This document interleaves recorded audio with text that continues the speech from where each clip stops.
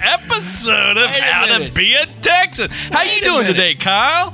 Wait a minute. How you doing? You Kyle? reverse roles. What the heck? I am hijacking and taking over this episode. Holy crap! I am taking over this episode. Yeah, Wow. yeah, we're gonna talk a little bit about beekeeping.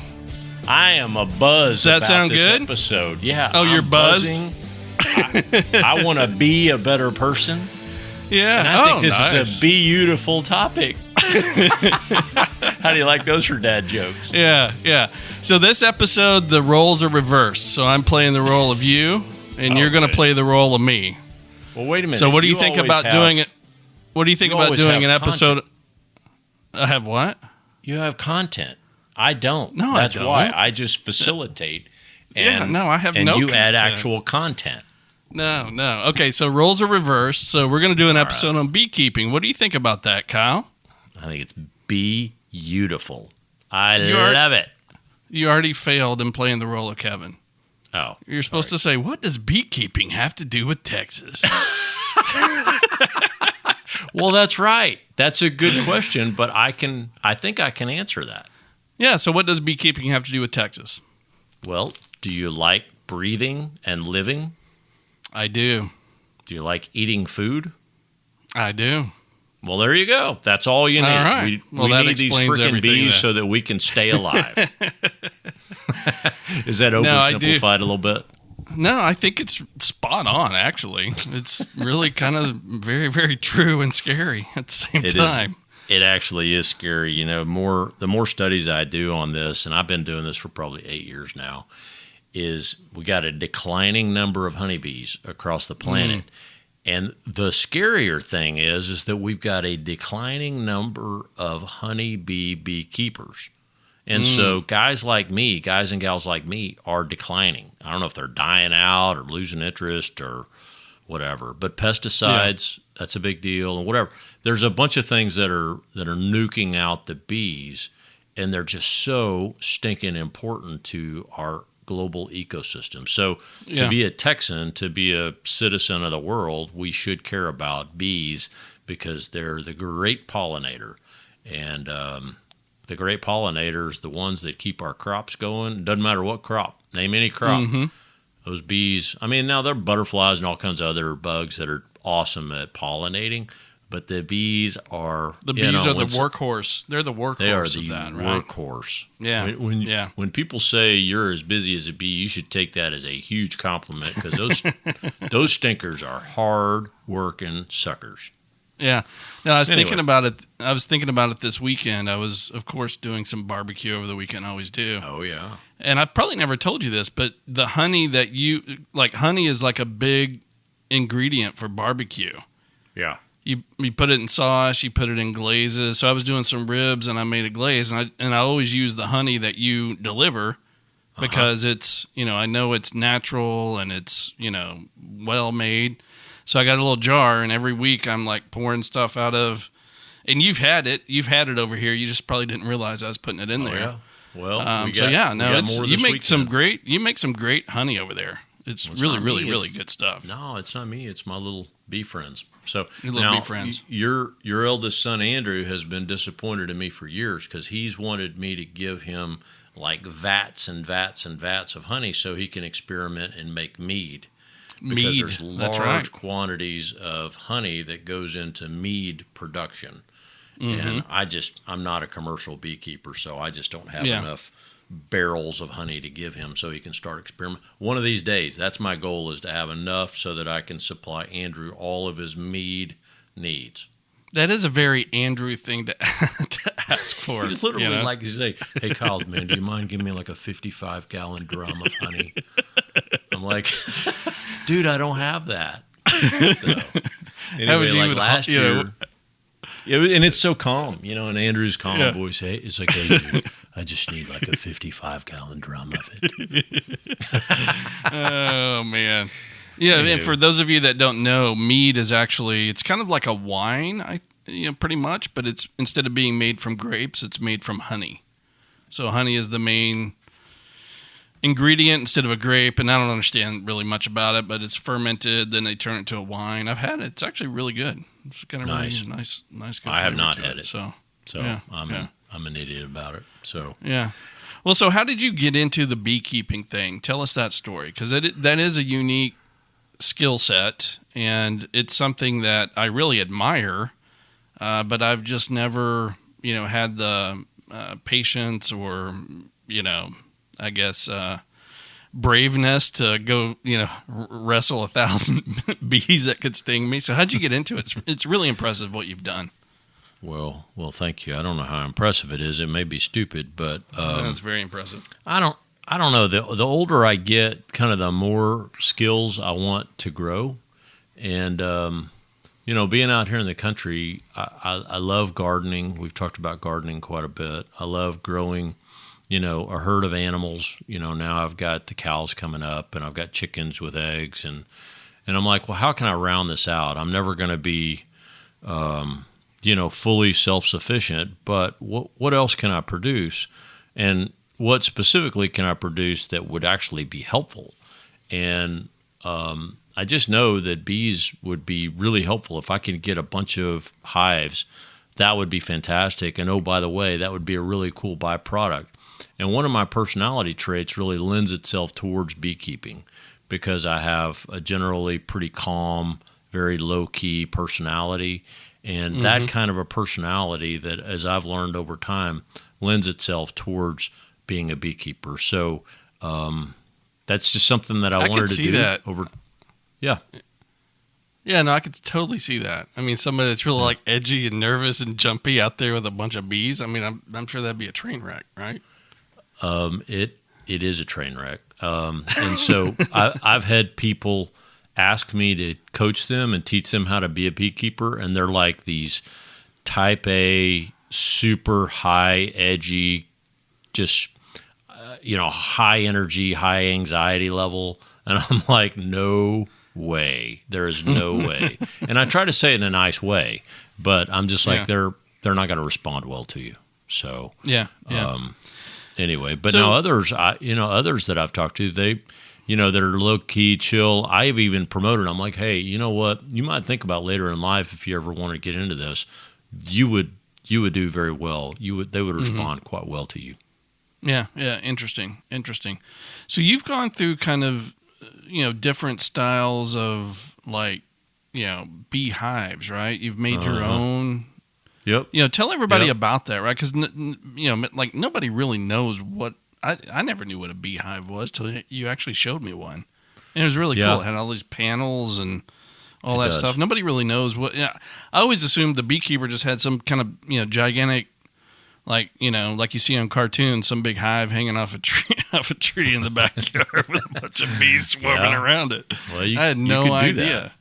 No, you could certainly do that. And I mean, when you look at parts around the world where,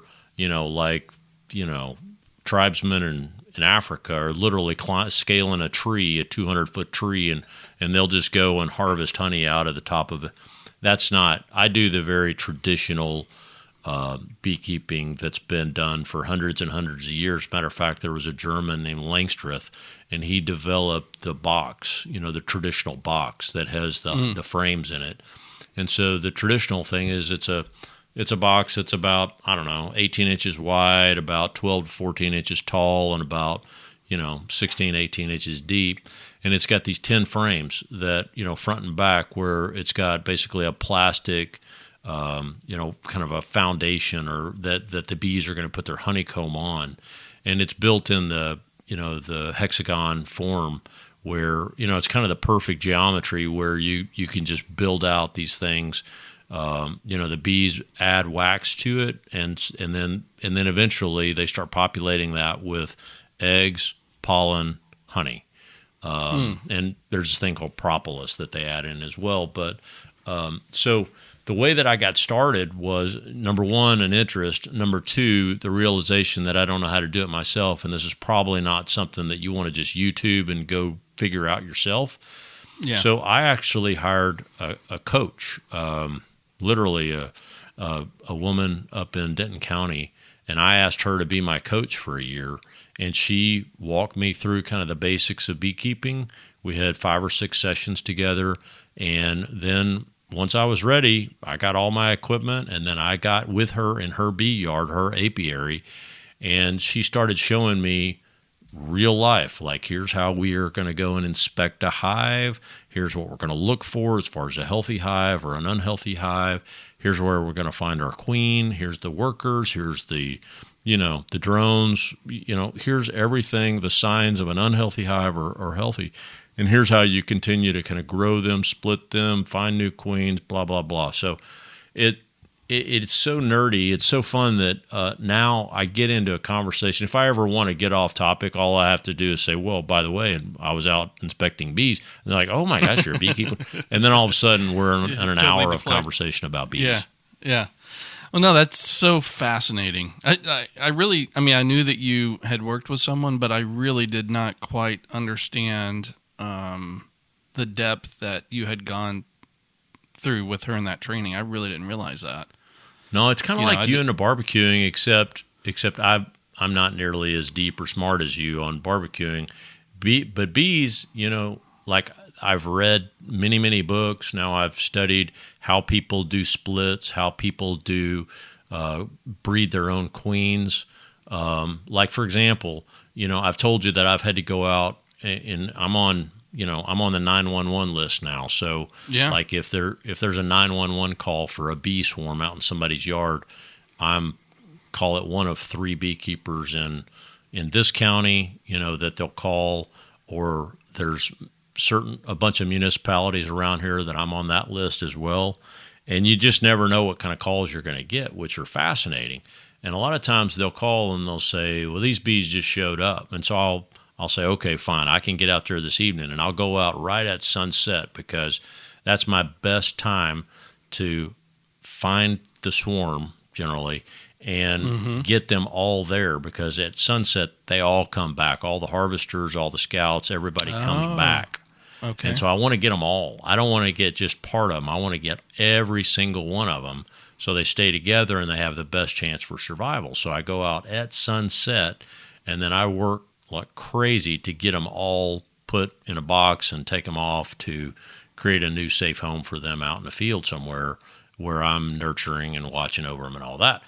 Now, the tricky thing is when I get the call and says, oh, well, they just got here. And then I show up and Granny is just noticed them, but they have been up in this, the substructure of their house for 10 or 20 years. And I'm like, oh, wow. That is a very, very mature hive, and I'm going to have to tear your house to pieces to get to them. I personally don't like doing that. And then I've been called out for other things where it's a train wreck, and it's like, a buddy of mine called me out by Texas Motor Speedway, and he's like, Kyle, you need to go out and look at these, see if you can save them, but we're about to level the whole thing, and workers went out there and they got stung like crazy, and I think these are hot. This is a hot hive, and we need to either save them or put them to death. And so this is a funny one where I got out there by Texas Motor Speed, out in the middle of nowhere. There was this old kind of outhouse, fruit house that was out in the back of this old ancient house that they were about to level. I get out there and I turn my camera on, my iPhone camera on, just for fun to film. And as soon as I get up there with my smoker and I just barely prick it, and they're in this chimney. They attacked like it was, I had 500 stingers just embedded into my iPhone. Because they were just so into crazy. Your phone screen? Yeah, just That's like my rubber crazy. case for my iPhone. The case? And it was just, it was just nuts. And so I backed out, and it took me forever to get out of there without getting just killed. And so I called the guy and said, torch it. This is a mean hive. There's no saving. And so there's a lot of beekeepers that'll try to save hot hives like that, and they'll find the queen and they'll squish the queen, and then a day later they'll introduce a gentle queen, and then eventually you breed in gentleness over, the next couple of months if you can handle it. But that says you got a lot of patience and a lot of moxie for trying to do that. A lot of beekeepers won't try that, because that's when you get the claim of, oh, well, these are Africanized bees. Well, no, they're just really mean. That's kind of what Africanized bees are, just really, really mean. Interesting. Yeah. So you've used a lot of terminology here, like just off the top of your, just rolling off your tongue, that you probably don't realize how technical what you just described was, actually. It's good. I didn't mean to nerd out on you. Sorry. No, it's good. In fact, I want to kind of go into several of these things here, right? So first thing is you talked about a number of different types of bees, right? So for me, just as a somebody who has no clue, I mean, I know there's a queen, but outside of that, it's just a bunch of other bees, right? You use terms that like, the workers or the drones or the scouts or the harvesters. Tell us what is all that and how does all that work together? Because that's fascinating. I've never heard those terms, actually. Yeah. Well, a healthy hive is, probably around 3,000 to 10,000 bees, and so you want to have plenty of bees in there, and the queen can live from 2 to 4 years, which is crazy. And if you've got a productive queen, she'll just stay in, and she's big. She's about how long does a regular bee live? Oh, like 40 days. I mean, it's the really? life cycle of a normal bee is just. I mean, you're churning and burning. It's and like a month. You're a nurse for a while, and then as soon as you get kind of ragged, then you become a harvester and you're kicked out for the back half of your life. And so the majority of bees are all females, and so that's when you hear beekeepers like me will be like, "Oh, there's my girls," because the drones are worthless. The drones are the males, and they got one job. That's it, and it is to basically. Impregnate the queen in her virgin flight. And so when you have a new queen, the queen will go out on her virgin flight, and there will probably be 10 or 20 drones that go out with her and mate, with her on her virgin flight. And then she comes in and she stays in that hive forever until she dies or they kill her. And bees are terribly efficient. If they recognize they've got a bad queen, they will kill her. Literally ball her. So all of these babies come from that one flight of... Yeah. She just keeps on throwing eggs out. I mean, just hundreds and hundreds and hundreds of eggs every single day. That's her job. Wow, that's crazy. It is. And so she lives for a couple of years then.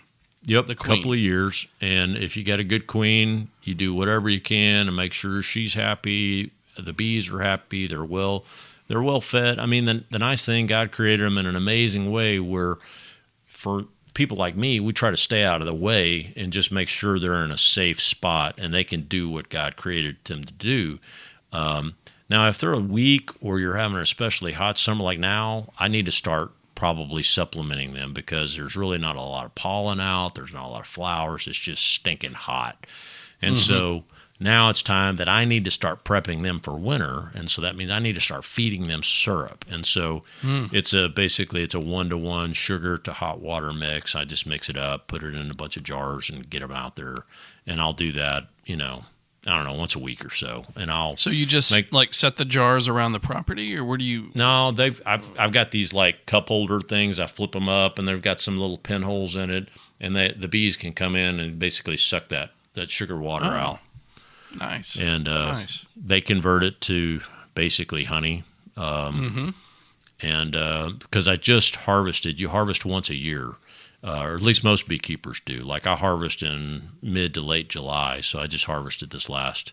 And what that means is that I got my honey for the year, and so I got plenty of honey for you guys. And I just give it away to friends and family. I don't sell it. No, we love it. We love it. Yeah, most of the big beekeepers, they'll sell it at farmers markets and all that. I just keep plenty for us and give it to friends. This year is really sad because we had what I call the Ice-Mageddon. And I lost 4 of my big hives. They literally froze to death. I went out there and insulated them, and I put towels and wrap and hay and everything I could think of around it. But as soon as the -3 temperatures broke, I got back out there Saturday, as soon as the temperatures got above freezing, and Sunday when they got into kind of the 40s. and I just took a quick peek, and they were all of mine out here in the woods that had direct exposure to that terrible north wind. They all died. The ones back by my hay, and they were all fine because they were more insulated, I think. Oh, wow. So they survived. But so now I'm trying to rebuild. It's just sad. You go through waves of where hives die, and you're constantly trying to rebuild and splitting or growing or or catching new hives. Like there's a whole science around swarm catching. Like if you build a perfect box, there's this awesome book that with these two German guys. One researched beekeeping for 35 years, and then the other one came and he took his 35 years and then he went another 35 years on exactly how bees swarm and what you can do to create the perfect environment to catch a swarm so that you can make sure that they're safe. And so there's all 70 years of research on, how they do. Anyway, it's called The Honeybee Democracy, and it's one of the better books I've ever read. I'm a nerd, but that's crazy. It talks about how the scouts, which are when a hive is going to swarm, they do this. They send so if you got a hive. Well, first of all, what causes a hive to swarm in the first place? What generally makes that you happen? run out of space, so the queen keeps producing, and they're running out of space.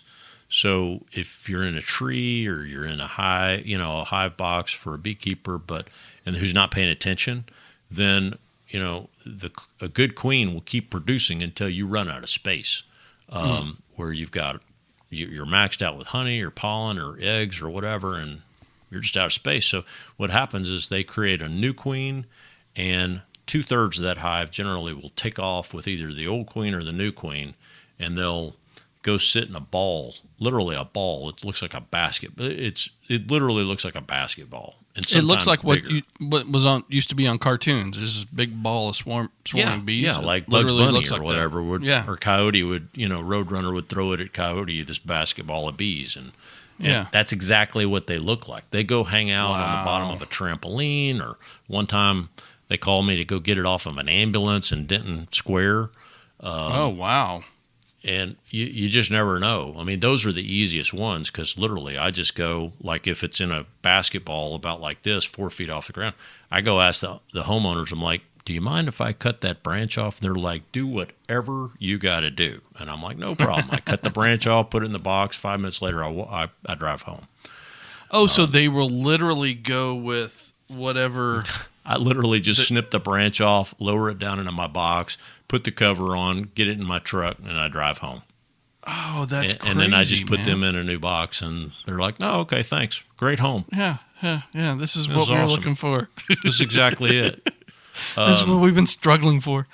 Yeah, and so people, they're like, "Well, can I pay you?" And I'm like, "No, you don't need to pay me. You just gave me some free bees. This is awesome." Yeah. But there are plenty of, I don't know, beekeepers out there. So what are the harvesters and the scouts and that stuff? What are these guys doing? Are these just the types of workers, or are they different from the worker bee? No. There's a whole bunch of different roles. So obviously the queen is the alpha role that they want to take care of the queen, and there's only one queen. And a lot of times they'll reproduce, like if the old queen dies but they have plenty of eggs, then they'll recraft 7 to 10 different eggs, and they'll put them into queen cells and pump this queen jelly in there. And then, 21 days later, they hatch, and the first one that hatches will then go around the rest of the hive. And as soon as the other ones come out, they kill it, so it's a fight to the death. Wow. So the surviving queen goes on her, flight and comes back, and then she's the queen. But the other roles are, since, I mentioned you have only a handful of males. They're called the drones, and they're real big. People mistake them for the queens. They're real big and fat. They're big fat bodies, so they're really obvious. You're like, oh, there's a drone. And they don't sting, which is kind of interesting. Sounds like a typical American male, right? It's big, fat, not adding much value. Just a big, fat, unuseful, and it just consumes. And that's the sad thing, is it just consumes all the good stuff. And they're like, well, we got a good queen. We really don't need you anymore. But whatever. And then the rest of them are all females, and they have the different roles. You have some that are like they sit at the entrance and they just fan to keep it cool. There are some that are really kind of really. Yeah, there are some that are mortuary bees. Like all their job, their whole life is just carrying dead bees out. Literally, they'll just pick it up and just carry it out the entrance and then chunk it out. And then come back and get the next one. Yeah, go back and get the next one. And then, my gosh. Nurses are probably the most important ones. They're making sure the eggs are good, making sure the queen's good, and that's about half. And then once you get to a certain age, then you get the boot and you are a harvester. And they're going out and getting pollen and, they're pollinating and doing their thing. And those are the ones that bring back the pollen that makes the honey, right? Uh-huh. And so those are the older bees get kind of, they've already done a job, you're saying, one of these other jobs, and then they get too old for that. So they're like, okay, you got to go just bring us back stuff to make honey. Yeah, you're just doing your however many flights per day to go. Oh, and they load up they got these little bags on their arms, and they just load. It's funny when you see a full bee. It's so cute because they'll just like jam this pollen into all these little arm sacs, and they'll just have pollen everywhere, and you'd be like, oh well boy, she's full, and she lands. It's just like unload a Tonka truck. That's incredible. I had no idea, man. Yeah. So busy as a bee. They just work and work and work and work. And a lot of them will go get water. A lot of them will go get pollen and bring it back. And then they're converting, all that stuff into, honey for the most part, food stores or propolis, which is, kind of a lot of people use it for a health aid too. Anyway, so propolis, what is that? Is that the stuff that's like inside the little honeycomb cells? Yeah, I should know more. I don't really use the propolis. A lot of people think it's tremendously valuable, and it's a byproduct of what they use. So they'll store pollen into these honeycombs, and a lot of that they'll convert into the stuff called propolis, which you can extract it too and convert it to all kinds of medicinal needs and whatnot. So I don't ever mess with that. I leave that stuff alone. I just pull, when I'm like this weekend, I just pulled the honey frames out. And when you pull them out, I mean, it's like, like double clutch. It's like, oh crap, that's like 10 pounds of honey on this one frame because it's just capped and full and beautiful. And that's all amazing. I ever mess with. Other than just, I'll pull the frames and make sure that they're good with eggs and whatnot. And like I've got one out here that's kind of underproducing. I've got the queen's not very active, so I'm worried about her. She's not pulling her weight. Let's put it that way. So you mentioned earlier that there's like a healthy hive, an unhealthy hive, a hot hive. What's the difference? I mean, what causes? Number one, what's the difference between healthy, unhealthy, and what causes a hive to become unhealthy? And then what may make it become hot? Yeah, hot, I really don't know. I just know when I see one and when I have one, and I know I don't like it. But it's different than the swarming situation, right? They're not swarming, it's just a angry hive. Swarming is a natural part of the bee life cycle. If it's a healthy hive, they're going to grow. And if you're not paying attention or paying attention close enough, then they're going to swarm on you.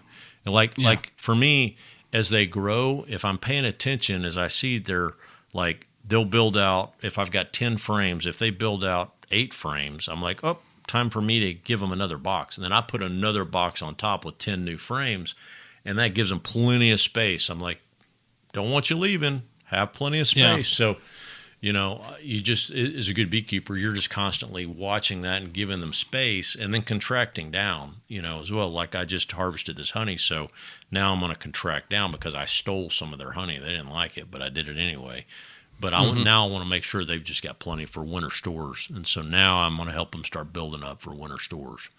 And I want them to have plenty to eat over the winter. So then what's an unhealthy hive? An unhealthy hive is one where you don't have a queen, basically, or you've got an underperforming queen. And you can see that real quick. So like you get in and you start inspecting and you're like, okay, I have bees in here, but I'm not seeing eggs. I'm not seeing, and that's the big deal is you lift the frames up and you're inspecting both sides and you're like, oh crap, I don't have any eggs. Then you're screwed and you're like, I've got to go buy a queen, and you can literally go, $25. I can call, some of these bee outfits and have them ship me a queen, or I can go. What I like to do is I'm too cheap for that. I'll go and see if I can get these bees to make their own. And what I'll do is I'll go to one of my hives, my big mature hives, and I'll go quickly through there and I'll find a frame full of 2-day-old eggs. And it's very, very specific. If I can find a frame with 2-day-old eggs, they look like these tiny, tiny little bitty white larvae inside the hexagon.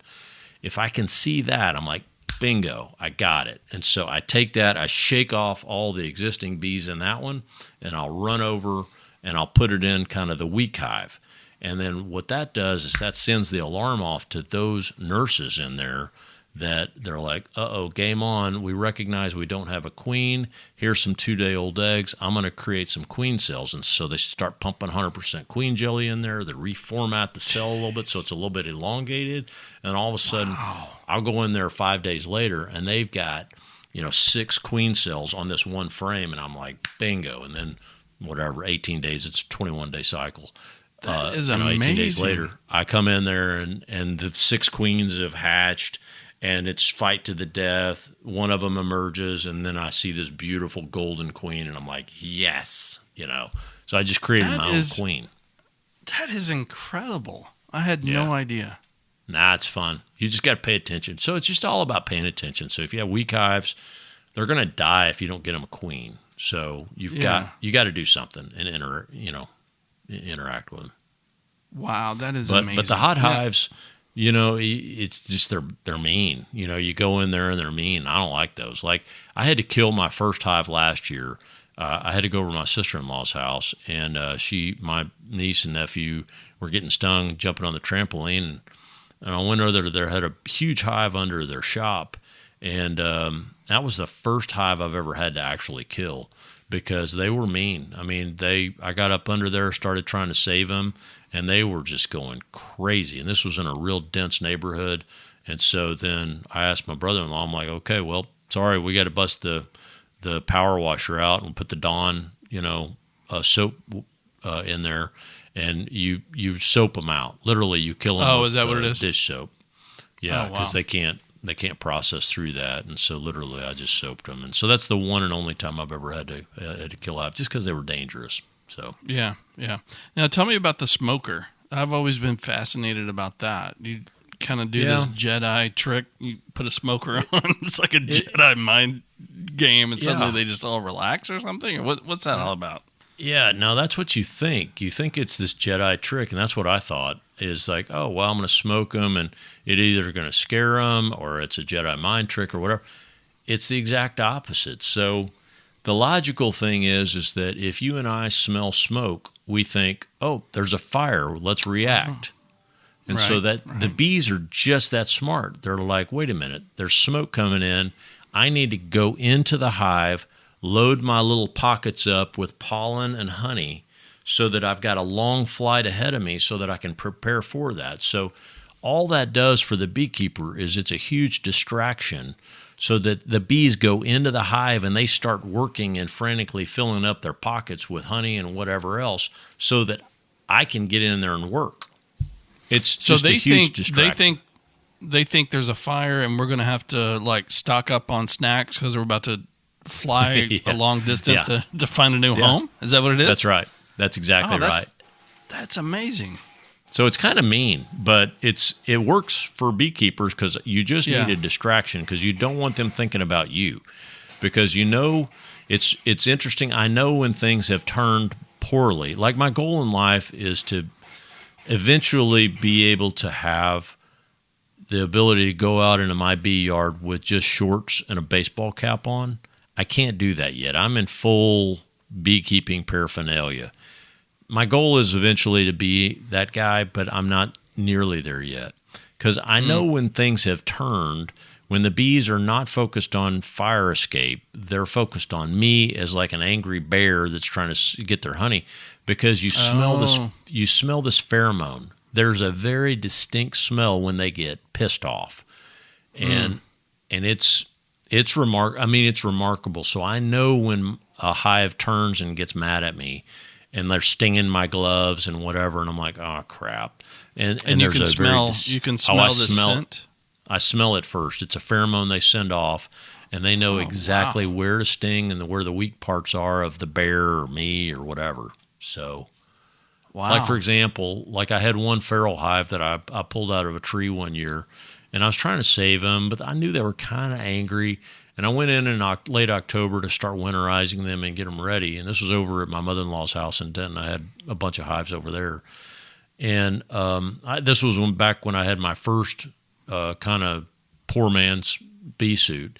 And it was a very thin cotton layer. And I'd wear, my leather gloves, and then I'd wear a short sleeve T-shirt underneath. But I had about a 2-inch band of only one layer of cloth between my short sleeve T-shirt and my leather gloves on each arm.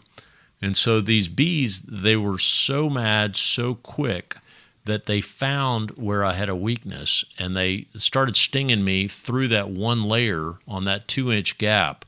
And I felt the first one, and then I smelled the pheromone, and I'm like, this is not going to end well. And then they got me on the left arm. That was a right arm. Then they got me on the left arm. And before I could like pack it up and get the whole hive back in order and safe, I probably got 25 stings on each arm in that 2-inch, band, because they were so mean. They ended up dying that winter, which was good.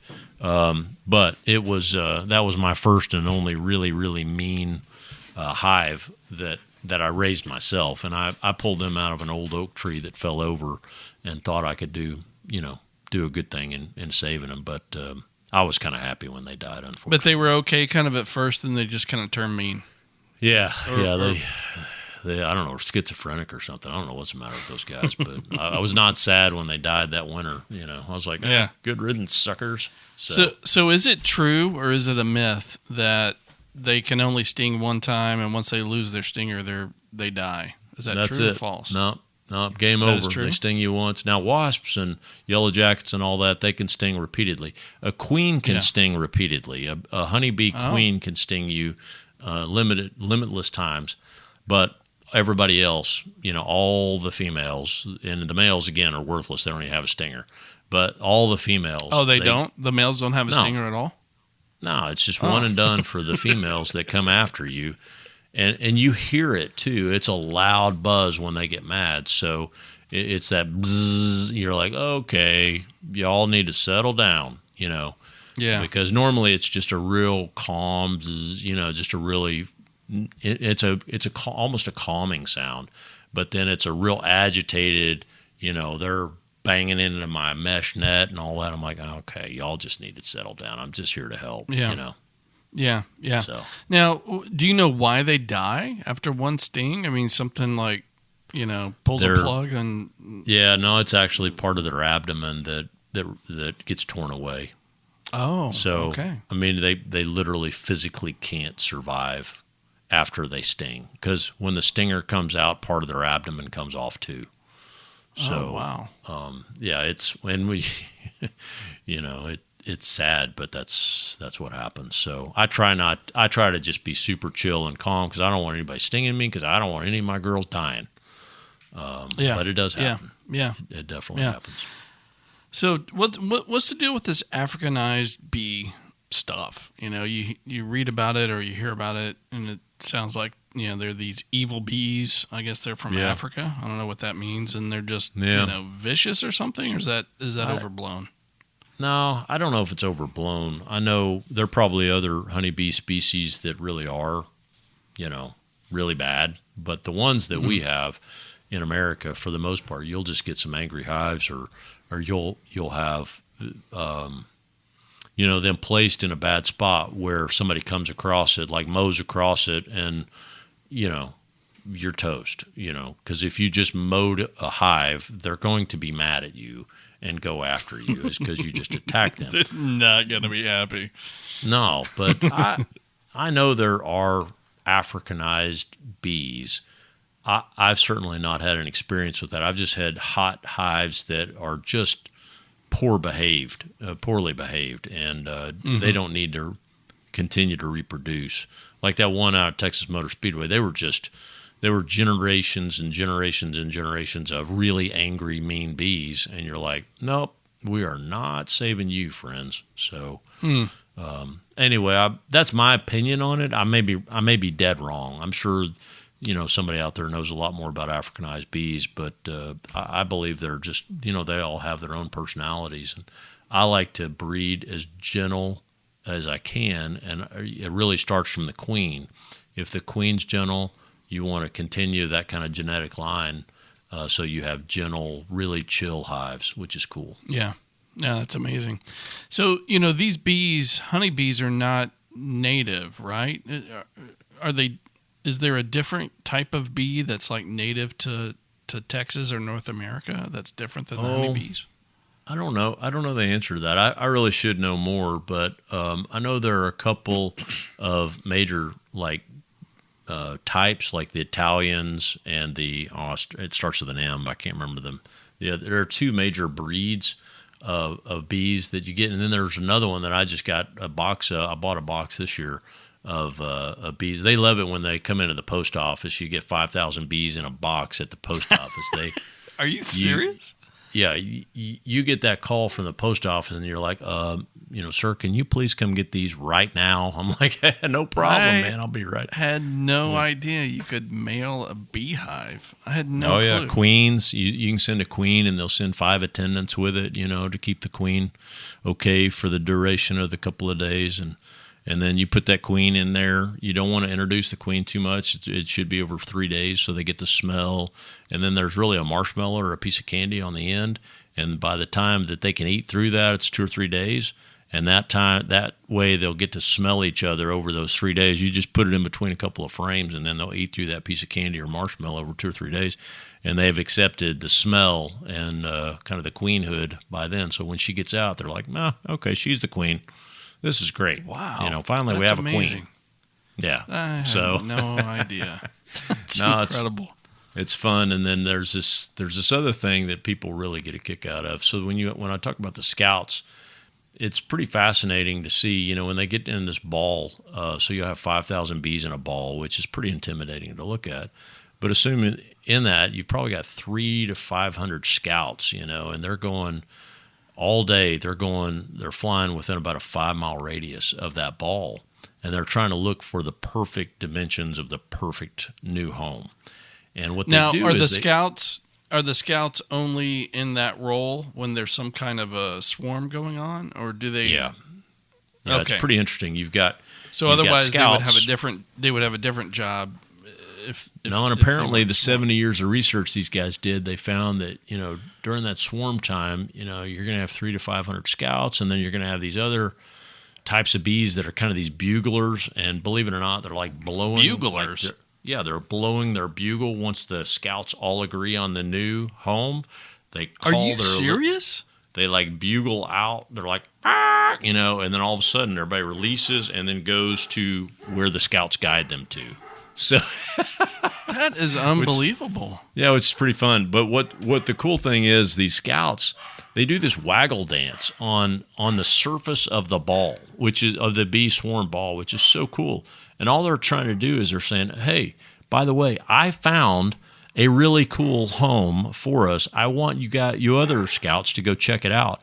And the waggle dance is they literally wiggle their booty, and they do that in the vector that the new home is for the number of seconds that it takes a bee to go to that new home. No way.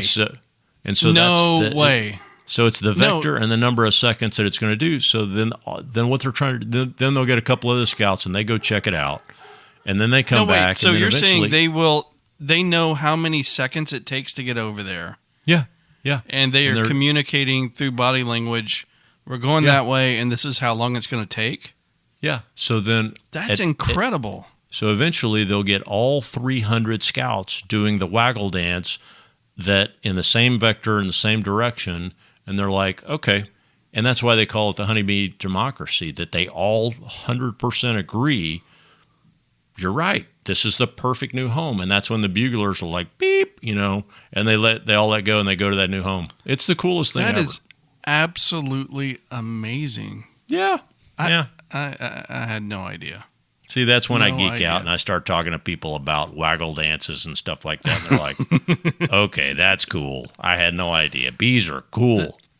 The bees are cool. This is really, really, really fascinating. I had no idea. Wow. Yep. So then I harvested honey this weekend, and normally I'll get, I don't know, 8 gallons of honey, and I just put it in a bunch of bottles and whatever. Give it away to friends. No, we love it. We love it when we get our honey every year. We love it. We use it. Yeah.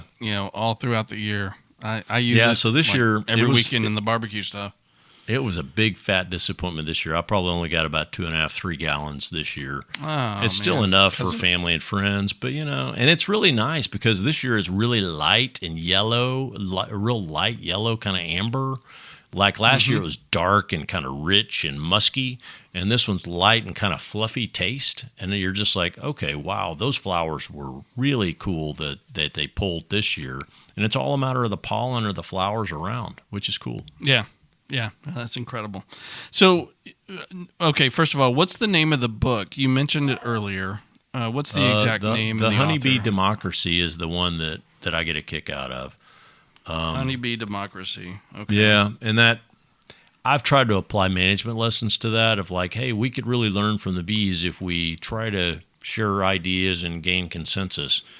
That's a little bit of a stretch. But the problem is then you started shaking your booty towards where you wanted to build the next property. That's right, and I started bugling and shaking my booty, and they're like, okay, that's unnecessary. Sit down. You're leaving this meeting. Yeah, that's a terrible idea, Kyle. Yeah. And so if somebody wants to get into this, and like you're almost convincing me here to get into it, this is cool. I had no idea. You got a personality where you're chill enough you could do it. Yeah. Well, what would you recommend for people that want to get into it? How? I mean, it seems really overwhelming to get started. Actually, I mean, it seems really hard. No, it's not. Dangerous, you've got to be prepared to be stung by a bee, and that's not fun. I mean, there's a reason why they call it a sting, and so for about a minute it stings, and you're like, oh, well, that didn't feel very good. And then it's itchy for, I don't know, a little while. But whatever, it's fine. I mean, for me, it's no big deal. And I don't need an epi shot or anything like that. I just like, crap. I just got stung again. Or one that's crawls amazing, up my boot into my, in the middle of my suit, and it's flying around my face. And I'm like, well, that's anxiety-ridden right there. But anyway. No, that's intense. I think one sting, I'd be out. So that's I don't pretty think so. hardcore, man. I think you'd be fine with it. But you have to be prepared to do that. And then you probably just need to watch some videos and like, okay, well, what's it all about? Which is fun. There's a billion YouTube videos out there.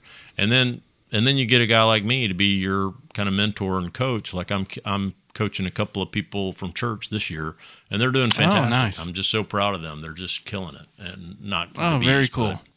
Yeah, they're doing real well. Not killing the bees. Yeah, no, they're actually doing very, very well.